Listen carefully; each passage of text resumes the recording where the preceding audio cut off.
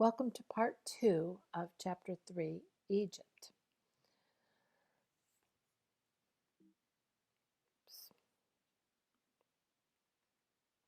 So here's our map. We've really been focusing sort of on the funerary practices of Egypt, but for just a moment we're going to talk about the religion and what was going on the east side. So we're going to look at this little inset, and there are two temple complexes in Thebes. This is the Theban area, known as Theban area. And we're going to look at Karnak. Luxor was close by, but we're not really going to look at Luxor at all. We only have so much time. So here is a diagram showing a reconstruction of the temple complex at Karnak. And just want to point out several things in this drawing. And one is that there are, again, like Hatshepsut's funerary temple, there are straight axes, like the way in here is a straight line without turning. This approach into the inner sanctum of the temple goes through these gateways. The gateways are called pylons. And then it enters a courtyard, goes through another pylon, and the pylons are numbered. This is 1, 2, 3, 4, etc. So there's one axis here. There's another axis coming in from this direction, going into this inner court. We're going to look at this quite a bit, the Hypostyle Hall. And there's another axis over here. Anyway, there's a lot more going on here. I have more plans to show you. But I wanted you to see this, especially notice the Hypostyle Hall because it's got a roof on it, and it would have been a little bit shady. Here's another plan that shows those areas. This is the one that we just looked at. Those are the pylons going in. And here's that lake, that body of water that was over to the right. Yet here's another axis going in here. I showed you that one. Behind this enclosed area, there's even more with more axes. There's a couple of small ones down here, and it says Temple of Khonsu. So that is, now I'm looking at these little red arrows. I think I must have moved some images around. Just ignore the red arrows, please. Temple of Opet down here, the Temple of Khonsu, the Temple of Ramses. So there are many temples, but they all kind of have similarities with that axis, that straight line going through. Apparently, only the king and the high priest would be allowed into the most inner section of the temples, the inner chamber. It was so holy. So let's look a little bit at this. Oh, I love this one. Yeah, you can look at this red arrow. It works. So this is why we looked at reconstructions, because the place is kind of a mess now. But this was the line that I showed you first that went through the pylons with the lake over on the right. And this is the Hypostyle Hall. And you can see the roof is no longer there. So it's in ruins. And we're going to get a good look at that here. So here's another view of going into the causeway, and you can see the straight line and the openings of the pylons straight through. This causeway is guarded by rows of sphinxes on either side. So the sphinx is a hybrid animal, has the head of a man and the body of an animal. And these are seen as guardians, not unlike the Lamassu of the ancient Near East. So many similarities from culture to culture. This pylon, the first pylon, would have also had some large figure here guarding the entrance, and probably an obelisk.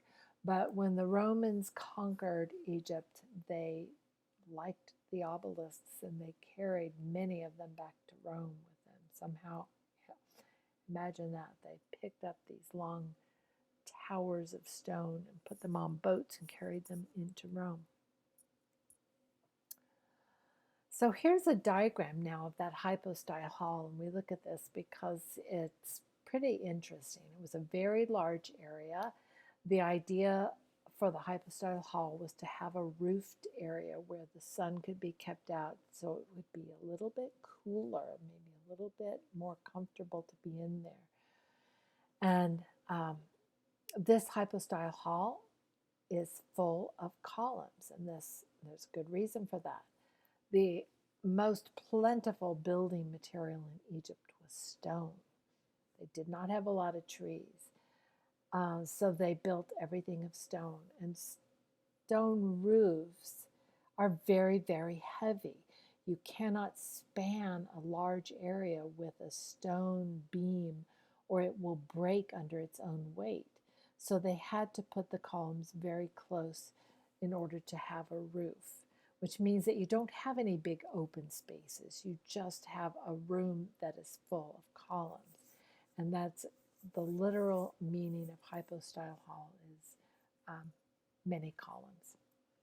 So there's two different levels of columns here too. You can see real short ones and tall ones with two different styles of capitals. A capital is the top of the column. These are resembling buds, the buds of the papyrus plant, which grew along the shore of the Nile. And then as the imaginary or stone plant grew taller, that bud opened up and gave us these flower capitals here. But I think the fascinating thing is that this was because they wanted the air to circulate. They wanted this hot air coming off the desert to move through here, to rise up in the center, and to come out through these grates on the side called the clerestory. And clerestory is a term that we will use over and over again in this semester. Every time we see high windows or high openings, they're called clerestory, and that's also a vocabulary word you will need to know. So the hot air came in, moved through, continually moving through, and then rose up and went out through the grates.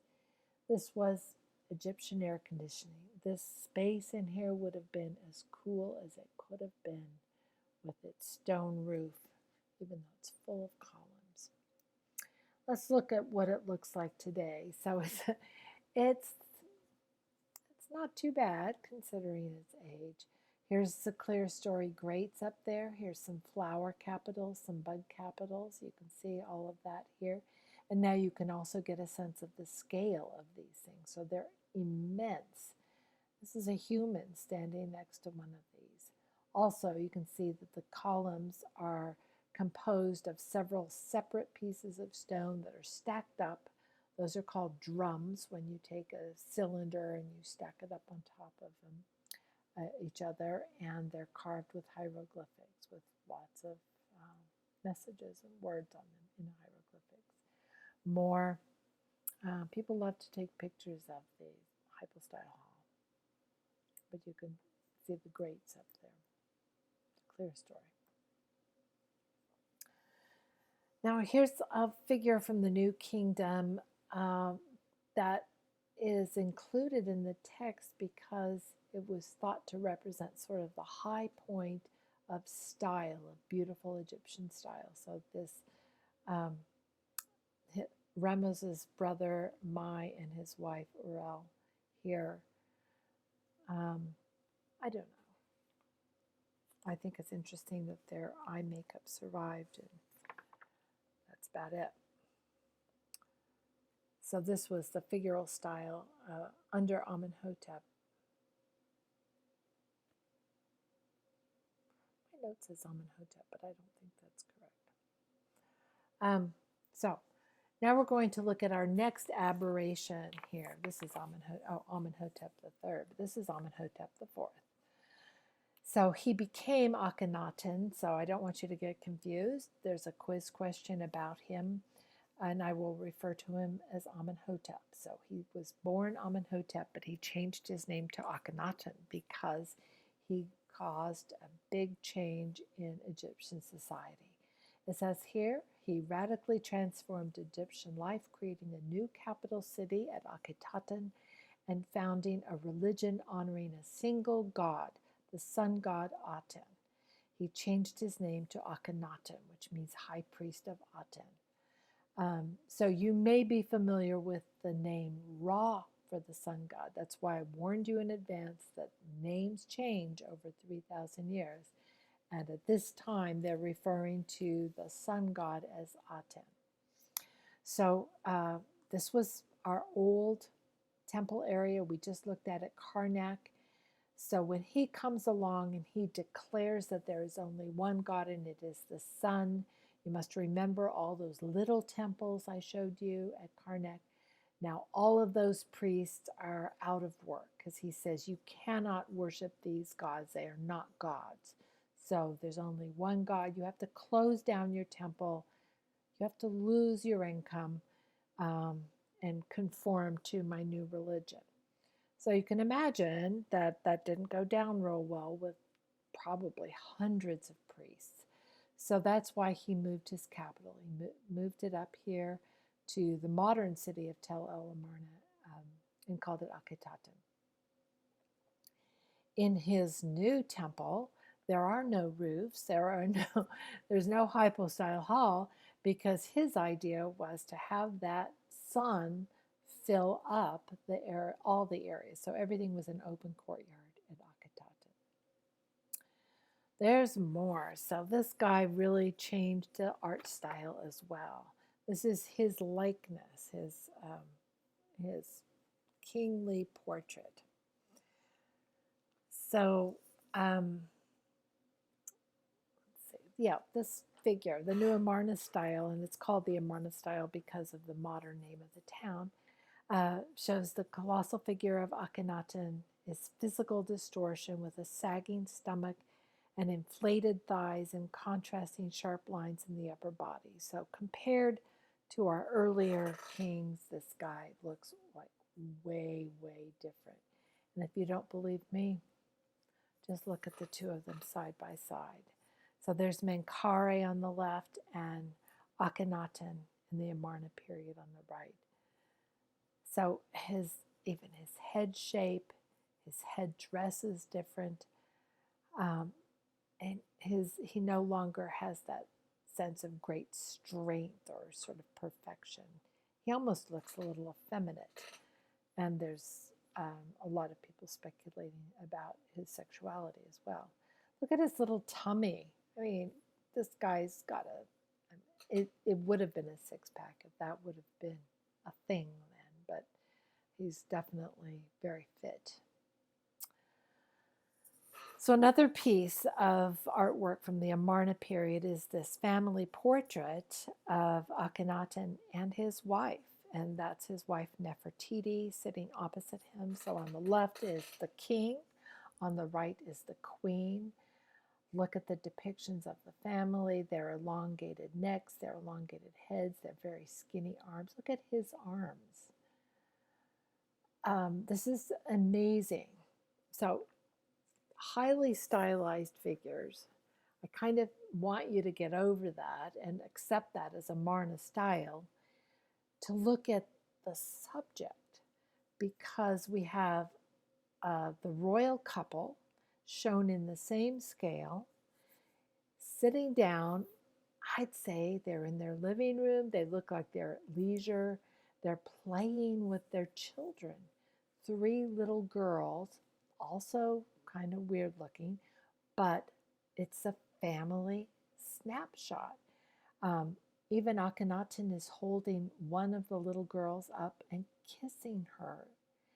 The wife has 2 little girls. One is sitting on her knees pointing over to daddy, and the other daughter is up on her shoulder reaching out and touching mommy's chin. I mean, we have never seen anything quite so human. And there's a god present here. That's the sun god Aten. He's right up here, beaming at the family, pouring his life-giving rays down on them. At the ends of several of the rays, there are little ankhs. And I'm sure whatever is all this writing is very interesting as well. But anyway, this is Akhenaten and Nefertiti and their daughters in their family portrait. And here's his wife, Nefertiti. So this period, this Amarna period, is full of very different art.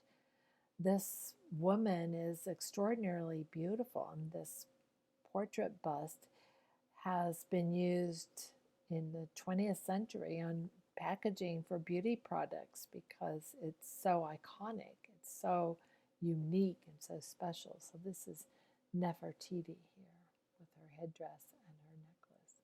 And you should see it looks a lot like that headdress there. So it must have been the style. This is Queen Tiye, who's Akhenaten's mother and wife of Amenhotep III. She's also the grandmother of King Tutankhamun, who we'll look at next. And here's Tutankhamun. So this guy you've probably heard of, King Tut. And why have you heard of him? Was he a special king? He didn't do anything as special as Akhenaten did. But his grave was not robbed. And so because it remained sealed, people in the 20th century were finally able to see the riches that were buried with an Egyptian king. So it was discovered in the 20s, and everything was handled very carefully, carried off to a museum and put where people could see it and enjoy it and learn from it. So there's King Tut with his headdress. I'm not going to talk too much about it, but I should also point out that after Akhenaten, when he died, it was an attempt to erase the changes that he had made. All of the temples in Karnak opened back up. All of the other deities were once again worshipped. And that whole little chapter of monotheism was put behind them. So here's one of the coffins, the inner coffin from King Tut's tomb. And it's fabulous. There's really so much stuff that is so beautiful that I would encourage you all to go find a website. There's plenty of stuff on the internet that illustrates the wealth of his tomb. So go check it out. Now, I told you about the spells and the fact that everybody wanted their ka and their body to survive into the afterlife so they could live forever with Osiris in the underworld. And have some spells here from the Book of the Dead. They started writing the spells on the walls of tombs, and then they started writing them on papyrus sheets. So we have some of these that have come down to us. And the very expensive, the very elaborate ones would have these beautiful vignettes painted on there to illustrate the spells. The spells are the hieroglyphics written here, but they're also illustrated. So in the bottom one, we have Anubis, who's this jackal-headed deity, leading the dead person, leading his ka, I'm sure, to the judgment room of Osiris. And the scales here, his heart would be placed on one of the sides of the scale, and a feather from the goddess Ma'at would be on the other side. And so his heart would be weighed against a feather. If his, meaning, like, was he a good person? If his heart was lighter than the feather, he would pass the judgment and go on to meet Osiris. So the spell here ensures that that will happen. Now, Anubis is also sort of overseeing the scale, and this little creature here is Ammit, the crocodile-headed god. And if by some chance the heart would be heavier than the feather, Ammit would get to eat it. He'd have a little snack, but not today. So the dead then passed this test and was introduced over here. So it's the same guy. Horus is introducing him to Osiris, whose skin is green and who rules the afterlife. And there's Osiris sitting on the throne. More judges are up here witnessing this, and most of them have ankhs, sticking on their knees. On the upper right is an illustration of that final spell in the funerary temple.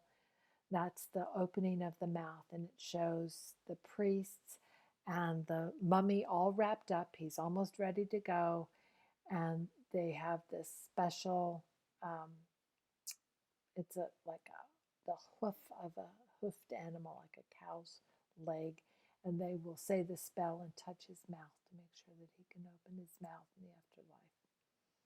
So interesting. And if you're interested in the spells from the Book of the Dead, they're available online too, and you can find them and read them. So I told you about the 4 organs that were preserved in the funerary practice, and that they were treated specially, put in special containers. And they're called canopic jars. This is a group of 4 canopic jars here. They have the heads of men on them.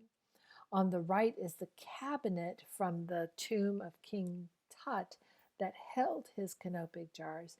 So there's a golden goddess here reaching out her hands to protect each of the 4 sides.